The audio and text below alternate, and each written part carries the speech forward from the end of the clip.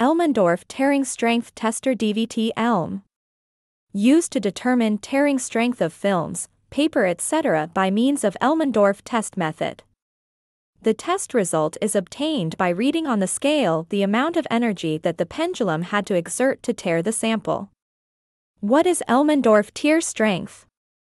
The Elmendorf tear strength test is a method used to measure a material's, particularly fabrics, resistance to tearing. This test is performed using an Elmendorf tear tester and is conducted in accordance with international standards such as ASTM D1424.